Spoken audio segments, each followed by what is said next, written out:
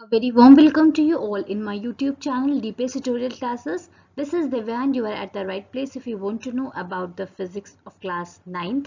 If you like this video then please hit the bell icon and subscribe to my YouTube channel.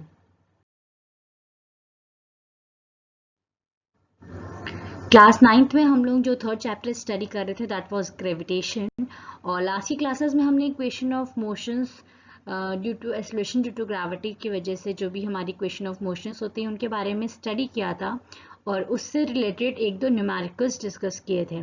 आज की हम अपनी class में उन्हीं न्यूमेरिकल्स को आगे कंटिन्यू करते हैं और जब लास्ट की क्लास में मैंने आपको न्यूमेरिकल्स के बारे में बताया था तो उसके पहले कुछ इंपॉर्टेंट पॉइंट्स बताए थे। होप सो वो पॉइंट्स आपको अच्छे से रिमेंबर होंगे और अगर आपको नहीं रिमेंबर है तो आप लास्ट की वीडियो में जाकर उन पॉइंट्स को एक बार अच्छे से रिमेंबर कर लीजिए जिससे आपको न्यूमेरिकल्स में कोई भी प्रॉब्लम फेस ना करनी पड़े। तो चलिए स्टार्ट करते हैं विद द न्यूमेरिकल्स। जो हमारा फर्स्ट न्यूमेरिकल है, an object is released from the top of the tower of height 20 meter. Calculate its final velocity when it reaches the ground. Acceleration due to gravity हमने यहाँ पे 10 metre पर second square consider किया है। तो जैसा कि मैंने आपको लास्ट की क्लासेस में बताया था कि जब ऑब्जेक्ट ड्रॉप हो रहा है या रिलीज हो रहा है तो उस कंडीशन पे उसकी जो इनिशियल वेलोसिटी हमारी u होगी वो हमारी 0 होगी। फाइनल वेलोसिटी हमें यहाँ पे कैलकुलेट करनी है क्योंकि यहाँ पे लिखा भी हुआ है फाइनल वेलोसिटी। इनिशियल वेलोसिटी उस केस में 0 होगी, अगर थ्रो होता तो 0 ना होती, पर रिलीज या ड्रॉप्ड वर्ड मैंने आपको बताया था कि अगर यूज किया जाएगा तो हमारी इनिशियल वेलोसिटी 0 मीटर पर सेकेंड हो जाएगी। फाइनल हमें कैलकुलेट करना है। हाइट हमारी क्वेश्चन में दिया ही हुआ है 20 मीटर और एक्सेलरेशन ड्यू टू ग्रेविटी जो है हमारा वो 10 मीटर पर सेकेंड स्क्वायर है। हमारा जो एक्सेलरेशन ड्यू टू ग्रेविटी होगा वो पॉजिटिव होगा क्योंकि यहाँ पे जो मोशन हो रहा है जो भी ऑब्जेक्ट थ्रो किया जा रहा है उसका जो मोशन है वो मतलब ग्रेविटी के डायरेक्शन में ही है, opposite to the acceleration due to gravity नहीं है, इसलिए यहाँ पे जो हमारा g होगा वो कैसा होगा, पॉजिटिव होगा। अब यहाँ पे हम एक इक्वेशन ऑफ मोशन कंसीडर करेंगे v square minus u square is equal to 2as। यहाँ पे v की वैल्यू हमें कैलकुलेट करनी, u की वैल्यू हमें 0 दी हुई है। 2as की जगह यहाँ पे क्या हो जाएगा, gh हो जाएगा। एक्सेलरेशन ड्यू टू ग्रेविटी जो हमारा है वो a से g में कन्वर्ट हो जाएगा और s जो ग्राउंड पे हमारा डिस्टेंस होता था अब वो हमारा हाइट में कन्वर्ट हो जाएगा तो यहाँ पे हो जाएगा वो h। तो यहाँ पे हमारा v स्क्वायर हो जाएगा इक्वल्स टू 2 इंटू g हमारा 10 है और h हमारा 20 है तो ये हमारा निकल के आएगा 400। तो यहाँ से हम अगर v कैलकुलेट करेंगे अंडर रूट 400 करेंगे तो हमारा ये 20 मीटर पर सेकेंड निकल के आएगा।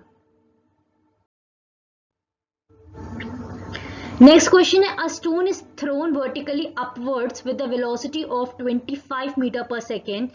Calculate the maximum height to which it raises and the total time it takes to return to the surface of the earth.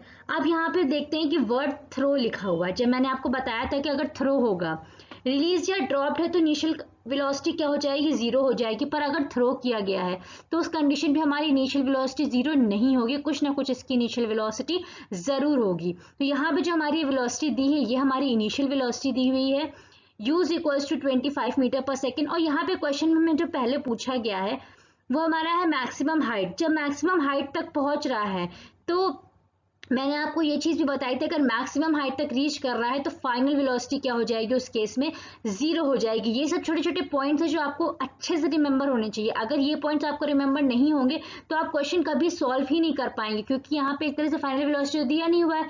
अब अगर आपको ये चीज नहीं पता होगी कि मैक्सिमम हाइट पे जाने के बाद जो इसकी फाइनल वेलोसिटी है वो एक सर्टेन पॉइंट के लिए 0 हो जाती है तो आप ये क्वेश्चन सॉल्व ही नहीं कर पाएंगे। इसलिए जो मैंने इंपॉर्टेंट पॉइंट्स आपको लिखाए थे मैं फिर से रिपीट करना चाहती हूँ, अगर जिसने नहीं अच्छे से पढ़े तो वापस से वीडियो में जाके उन इंपॉर्टेंट पॉइंट्स को बहुत अच्छे से पढ़ ले, उसके बाद ही ये न्यूमेरिकल सॉल्व करें।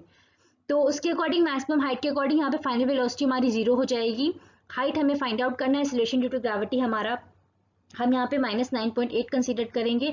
हम अपवर्ड थ्रो कर रहे हैं मतलब जो डायरेक्शन ऑफ ग्रेविटी है वो अगेंस्ट द मोशन जा रहा है तो इसलिए यहाँ पे एक्सेलरेशन ड्यू टू ग्रेविटी कैसा हो जाएगा, नेगेटिव हो जाएगा। सेम इक्वेशन हम यहाँ पे भी फॉलो करेंगे, v square minus u square is equals to 2as। तो यहाँ पे a है, a की जगह जो हमारा g होता है वो हो जाएगा जो कि हमारा -9.8 है, s की जगह हमारा ये h हो जाएगा।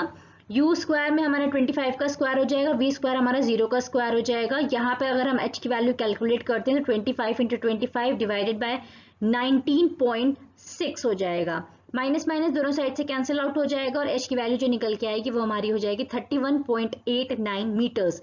ये हमारी मैक्सिमम हाइट हो जाएगी। उसके बाद हमको टाइम कैलकुलेट करना है, जितना टाइम ले रहा है वो नीचे रीच करने के लिए। तो यहाँ पे हमारा हमने पहले ऑब्जेक्ट थ्रो किया, थ्रो करने के बाद वापस आया, मतलब जितना टाइम उसने यहाँ नीचे से ऊपर जाने में लिया उतना ही टाइम वो ऊपर से नीचे आने में भी लेगा। तो इसके लिए हम इक्वेशन यूज करेंगे, v is equal to u plus 80 होता है, जो कि हमारा a की जगह g हो जाएगा। v हमारा 0 है, u हमारा 25 है और हमारा g जो है वो -9.8 है। यहाँ से हमारा t कैलकुलेट हो जाएगा। t जब हम कैलकुलेट करेंगे तो ये हमारा 2.55 सेकेंड्स निकल के आएगा। जितना टाइम जाने में लग रहा है, time of ascent is equal to time of descent, मतलब जितना जाने में लग रहा है उतना ही आने में लगेगा। तो टाइम को हम एड अप कर देंगे। तो यहाँ पे हमारा 2.55 जाने में लगा, ऊपर तक पहुंचा, वापस फिर नीचे आया, 2.55 सेकेंड्स फिर से लगेंगे। तो टोटल जो हमारा टाइम ड्यूरेशन हो जाएगा उसको वापस रीच करने में ग्राउंड तक, वो हमारा हो जाएगा 5.1 सेकेंड। थर्ड क्वेश्चन है हमारा, a ball is throne vertically upwards with the velocity of 49 meter per second. Calculate the maximum height to which it rises, the total time it takes to return to the surface of the earth. Last वाले question की ही तरह है, throne किया जा रहा है और throne means हमारा इनिशियल वेलोसिटी कुछ ना कुछ होगी, जो कि हमारी 49 मीटर पर सेकेंड दी हुई है। मैक्सिमम हाइट पे रीच कर रहा है, मीन्स हमारी फाइनल वेलोसिटी 0 हो जाएगी और हाइट हमें कैलकुलेट करना है। एक्सेलरेशन ड्यू टू ग्रेविटी हमारा 9.8 है, ये नेगेटिव हो जाएगा क्योंकि यहाँ पे जो मोशन हो रहा है वो अगेंस्ट द ग्रेविटी हो रहा है। टाइम ड्यूरेशन जो लगेगा एक बार जाने में एक बार आने में, तो या तो हम दोनों को एड अप कर सकते हैं टाइम ड्यूरेशन को, या इंटू 2 कर सकते हैं। और हम यहाँ पे इक्वेशन यूज करेंगे, v square minus u square is equal to 2gs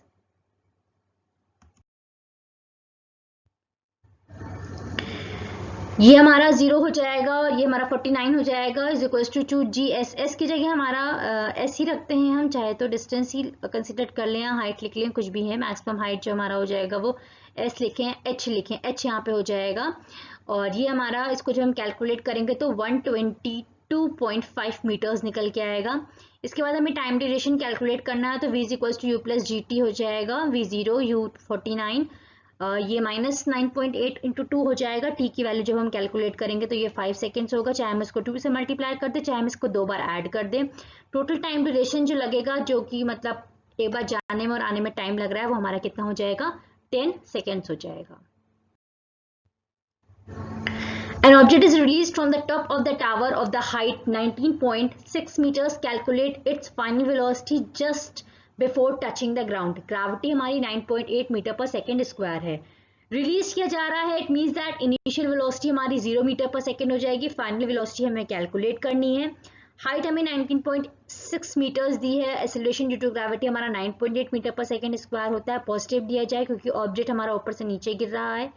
v square minus u square is equal to 2gs या 2as भी कह सकते हैं हम यहाँ पे, और as की जगह s की जगह हम यहाँ h यहाँ पे हो जाएगा। तो ये v square is equal to 2 into ये हमारा g की वैल्यू हो गई और ये हमारी s जो कि हमारा हाइट है। एक तरह से आप इसमें कंफ्यूज मत होइएगा, मेरी आपसे रिक्वेस्ट है, क्योंकि h है वही हाइट है, अगर हम डिस्टेंस वैसे कंसिडर करते ग्राउंड पे तो वो s होता, तो s ही हमारा इक्वल टू किसके है, h के है। तो ये हमारा हो गया, हाइट जो हमारा दिया हुआ है 19.6 है, तो यहाँ से हम जब v की वैल्यू कैलकुलेट करेंगे तो वो हमारा कितना निकल के आएगा, 19.6 मीटर पर सेकेंड।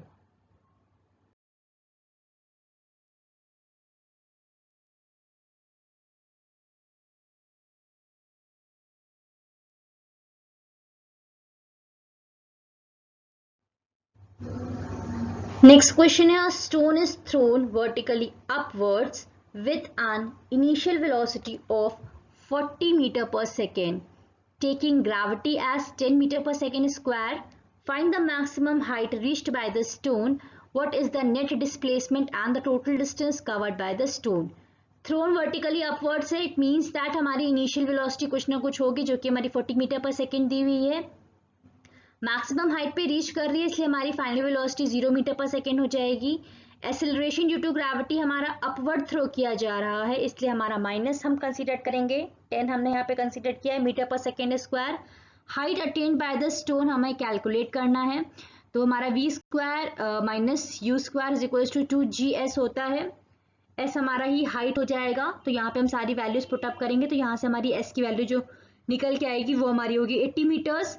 तो मैक्सिमम हाइट जो अटेन किया है स्टोन ने that is of 80 metres. Net displacement पूछा है, स्टोन एक बार ऊपर जाता है वापस लौट के अपनी पोजीशन पे ही आ जाता है, तो उस कंडीशन में जो हमारा नेट डिस्प्लेसमेंट होगा वो हमारा 0 होगा। क्यों? क्योंकि जिस पॉइंट से स्टार्ट हो रहा है स्टोन वापस आके उसी पॉइंट पे गिर रहा है, तो हमारा नेट डिस्प्लेसमेंट जो हो जाएगा वो 0 हो जाएगा।